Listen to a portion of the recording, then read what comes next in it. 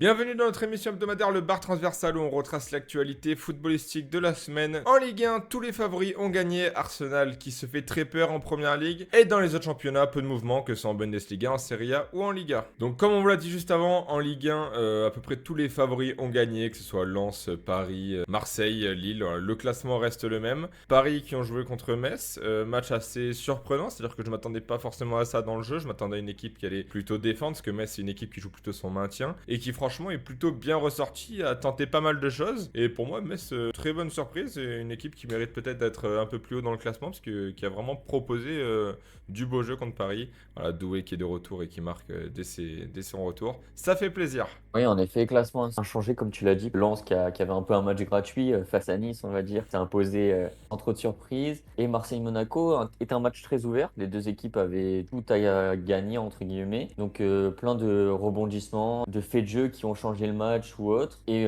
Marseille arrive à s'imposer 1-0, un peu gracieusement, mais sans être déméritant non plus. Voilà, Monaco a bien dominé, on va dire, avait peut-être l'avantage, mais a manqué énormément de réalisme. Vraiment, énormément d'actions manquées du côté de Minamino, Balogun et Marseille a eu, eux, deux, trois fois l'occasion de tuer le match. Ils ont réussi à le faire. Donc, c'est cool pour l'OM qui reste avec Lille non loin de cette tête du championnat qui est lancé Paris, qui, eux, déroulent depuis quelques matchs. En première ligue, Arsenal gagne le match, mais se fait très peur. Remporte le match grâce à 2 contre son camp. Ils se font égaliser à la 90e et arrivent à reprendre la tête à la 94e. Donc voilà, ils se sont fait très peur. Surtout que, comme on disait, le pire ennemi d'Arsenal, c'est Arsenal. Ils auraient pu avoir 7 points d'avance il y a quelques temps. Et puis maintenant, ils sont plus qu'à 2 points de Manchester City. Ouais, courte avance d'Arsenal, surtout que City déroule derrière, arrive à faire tomber son adversaire avec un gros match de Cherki. Ça fait plaisir, on en parlait au tout début des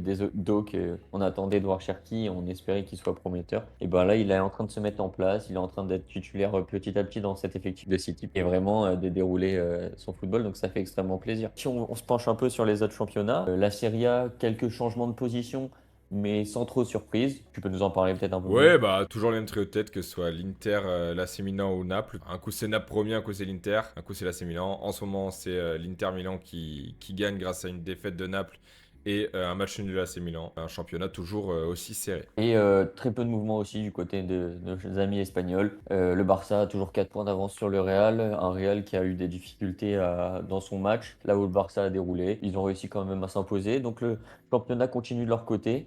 Cette semaine, plutôt calme en Europe. Si on s'élargit un peu et qu'on va en Outre-Europe, et ben Tom, tu peux nous en parler. Oui, au Qatar, mercredi à 18h, nous aurons la finale de la Coupe intercontinentale qui opposera du coup Flamengo qui a battu le Pyramide FC en demi-finale 2-0 face au PSG qui était déjà qualifié d'office pour remporter ce fameux trophée et finir sur une belle saison, que ce soit du côté de Flamengo ou du côté du Paris Saint-Germain qui pourrait réaliser une saison assez historique. Trophée assez anecdotique, mais belle affiche. Ça fait plaisir de voir comme ça des équipes intercontinentaux se rencontrer. On va voir si l'équipe brésilienne peut renverser le grand Paris Saint-Germain. Ce sera peut-être une surprise. Est-ce que Paris va y aller aussi avec toutes ses armes? Je ne sais pas. On va suivre ça. Et la semaine prochaine, on se retrouve pour une actu qui sera plus concentrée peut-être sur la Coupe de France, car notre Ligue 1 reprendra que dans 2-3 semaines, je crois. Du coup, Coupe de France, les tours éliminatoires avec l'arrivée des grosses équipes. Hâte de voir ça et voir quel petit poussé nous fera une surprise cette année. La magie de la Coupe de France, toujours où les petites équipes peuvent éliminer les plus grosses. Et puis déjà des grosses affiches, je crois, au niveau des équipes comme Nantes, Nice, des choses Saint-Etienne, comme ouais. ça, qui prennent déjà des Ligue 1 ou des Ligue 2.